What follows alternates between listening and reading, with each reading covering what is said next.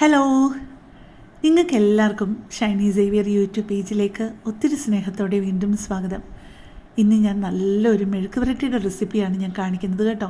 മെഴുക്ക് പുരട്ടിയൊക്കെ നിങ്ങൾക്ക് അറിയാൻ പാടില്ലാത്തതൊന്നും അല്ലാന്ന് എനിക്ക് നന്നായിട്ടറിയാം.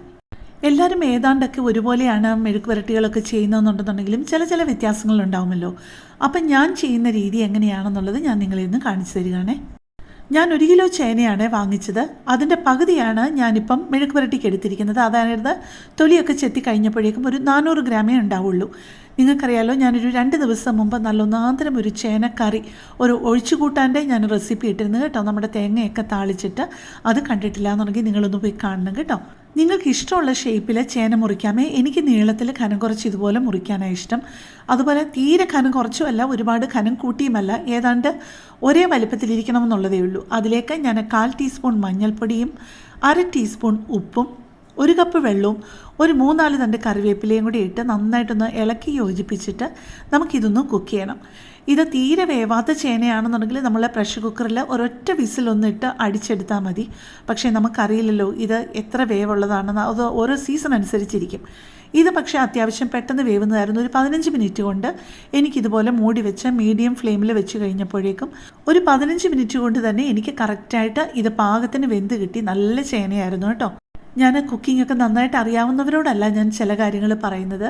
പാചകത്തിൽ തുടക്കക്കാരുണ്ടാവുമല്ലോ, അവരൊക്കെ വീഡിയോ കണ്ടു കഴിഞ്ഞ് കഴിഞ്ഞാൽ മനസ്സിലാകാൻ വേണ്ടിയിട്ടാണ് ഞാൻ പറയുന്നത്.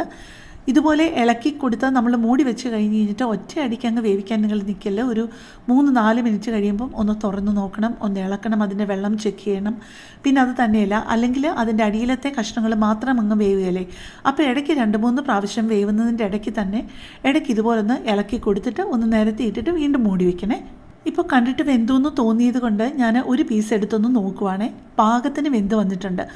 നിങ്ങൾ ഈ ചേന മെഴുക്ക് പുരട്ടിയാണെന്നുണ്ടെന്നുണ്ടെങ്കിലും ഉരുളക്കിഴങ്ങൊക്കെ ആണെന്നുണ്ടെങ്കിലും പൊടിഞ്ഞു പോകാതിരിക്കണമെന്നുണ്ടെങ്കിൽ ഒരു 90, അങ്ങേയറ്റം പോയ ഒരു 95% വരെ വേവാകാവുള്ളൂ.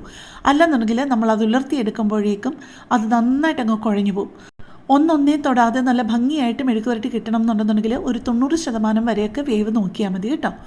ഇനിയിപ്പം ഞാൻ എടുത്തിരിക്കുന്നത് നല്ല 2 പിടി കൊച്ചുള്ളി നന്നായിട്ട് ചതച്ചതും, അധികം വലുതല്ലാത്ത 10 അല്ലി വെളുത്തുള്ളി ചതച്ചതും, ഒരു 2-3 തണ്ട് കറിവേപ്പിലയും കൂടി ഇട്ട് നമുക്കിതൊന്ന് മൂപ്പിച്ചെടുക്കണം കേട്ടോ.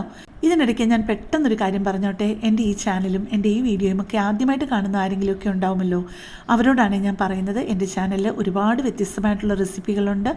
അതൊക്കെ നിങ്ങൾക്ക് ഇഷ്ടപ്പെടുന്നുണ്ടെന്നുണ്ടെന്നുണ്ടെങ്കിൽ എൻ്റെ ചാനലൊന്ന് സപ്പോർട്ട് ചെയ്യാൻ മറക്കില്ലേ. അത് തന്നെയല്ല, എൻ്റെ ക്രിസ്മസിൻ്റെ വീട്ടിലെ ഡെക്കറേഷൻസ്, ക്രിസ്മസിന് വേണ്ടിയിട്ട് സ്പെഷ്യലായിട്ട് എല്ലാവരും ഒന്ന് കുക്ക് ചെയ്യുമല്ലോ, അതിന് വേണ്ട റെസിപ്പികളും ഒക്കെ ഞാൻ ഷെയർ ചെയ്യുന്നുണ്ട്.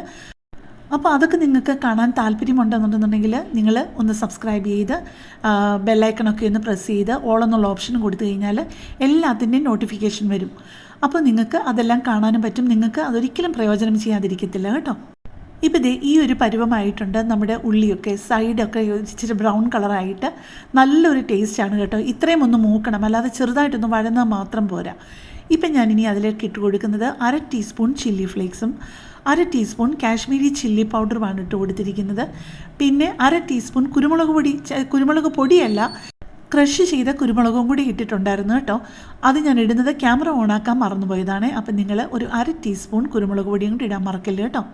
ഈ പൊടികളുടെ പച്ചച്ചൊവ വളരെ ചെറിയ ഫ്ലെയിമിലിട്ട് ഒന്ന് മാറ്റി കഴിഞ്ഞിട്ട് വേണം ഇനിയും നമ്മൾ വേവിച്ച് വെച്ചിരിക്കുന്ന മെഴുക്ക് പുരട്ടി ഉണ്ടല്ലോ, ചേന നല്ലതായിട്ട് വെള്ളം വറ്റിച്ചെടുത്തിട്ടുണ്ട്. അതിനകത്ത് വെന്ത് കഴിഞ്ഞിട്ടും കുറച്ച് വെള്ളം ഉണ്ടായിരുന്നു, ഞാൻ നിങ്ങളെ കാണിച്ചായിരുന്നല്ലോ. തുറന്നിട്ട് വെള്ളം വറ്റിച്ചങ്ങ് എടുത്താൽ മതി കേട്ടോ.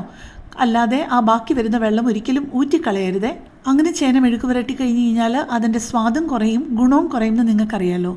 നമ്മുടെ പൊടികളുടെ പച്ചച്ചവയൊക്കെ ഒന്ന് മാറിക്കഴിഞ്ഞപ്പോഴേക്കും ചേന കുക്ക് ചെയ്ത് വെച്ചിരുന്നതും കൂടി ഇതിൻ്റെ കൂട്ടത്തിലിട്ട് നമ്മൾ ഒരുപാട് അങ്ങ് കുത്തി പൊട്ടിക്കാതെ അത് ഉടഞ്ഞു പോകാത്ത രീതിയിൽ വേണം അതൊന്ന് ഇളക്കി മെഴുക്ക് പുരട്ടിയാക്കി എടുക്കാനായിട്ട്. ഒരിച്ചിരി ഒന്ന് മൂപ്പിച്ചെടുക്കണം, എന്നാലേ അതിൻ്റെ ആ ഒരു ടേസ്റ്റ് വരുള്ളൂ. ചിലർക്ക് അത് വളരെ സോഫ്റ്റായിട്ടിരിക്കുന്നത് തന്നെയാണ് ഇഷ്ടം. പക്ഷേ ഇവിടെ ഇത് നന്നായിട്ടൊന്ന് മൂപ്പിക്കുന്നതാണ് ഇഷ്ടമേ. നന്നായിട്ടെന്ന് വെച്ചാൽ അങ്ങ് ഭയങ്കര ക്രിസ്പി ആകുക എന്നുള്ളതല്ല, പക്ഷേ അതിൻ്റെ പച്ചച്ചവയൊക്കെ ഒന്ന് മാറി അതിനകത്ത് അതിനും ആ ചേനയ്ക്കും ചെറിയൊരു ലൈറ്റ് ബ്രൗൺ കളറൊക്കെ വരുന്നത് വരെ ഒന്ന് ആക്കിയെടുത്താൽ ഒരു പ്രത്യേക ടേസ്റ്റാണ് കേട്ടോ. നിങ്ങൾ കണ്ടല്ലോ എന്ത് കറക്റ്റ് പാകത്തിനാണ് ഇത് വെന്ത് കിട്ടിയിരിക്കുന്നതെന്ന് നമ്മുടെ ചേന മെഴുക്ക് പുരട്ടി. ഇത്രയും ഇട്ട് അങ്ങോട്ടും ഇങ്ങോട്ടും ഇളക്കിയിട്ട് പോലും അങ്ങനെ പൊടിഞ്ഞു പോകാതെ നല്ല കൃത്യമായിട്ട് കിട്ടിയിട്ടുണ്ട്. എന്നാൽ ഒരു കഷ്ണം പോലും വേവാതെ കിടപ്പില്ല. എപ്പോഴും ശ്രദ്ധിക്കണം, നിങ്ങൾ അരിയുന്നതാണെന്നുണ്ടെങ്കിൽ ശ്രദ്ധിക്കണേ. പല വലിപ്പത്തിൽ ചില കഷ്ണമൊക്കെ ഒരുപാടങ്ങ് വലുതായി, ചിലതൊക്കെ തീരെ കുഞ്ഞായാൽ ആ കുഞ്ഞായിട്ട് കിടക്കുന്ന കഷ്ണമെല്ലാം നന്നായിട്ട് അങ്ങ് വെന്ത് കുഴയും. പക്ഷേ വലുതായിട്ട് കിടക്കുന്ന ഒന്നും ഒട്ട് വേവുകയില്ല. അപ്പോൾ കാണാൻ തന്നെ ഒരു ഭംഗി ഉണ്ടാവില്ല കേട്ടോ. അങ്ങനെ നമ്മൾ തയ്യാറാക്കിയ ആവി പറക്കുന്ന ചേന മെഴുക്ക് പുരട്ടി അങ്ങനെ റെഡിയായിട്ട് സെർവ് ചെയ്ത് വെച്ചിട്ടുണ്ട്.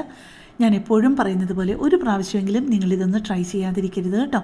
ഈ റെസിപ്പിയൊക്കെ നിങ്ങൾക്ക് ഇഷ്ടപ്പെടാതിരിക്കില്ല എന്ന് എനിക്ക് 100% ഉറപ്പാണ്. അപ്പോൾ കൂടുതൽ നല്ലൊരു വീഡിയോയുമായിട്ട് നമുക്ക് നാളെ കാണാം. താങ്ക്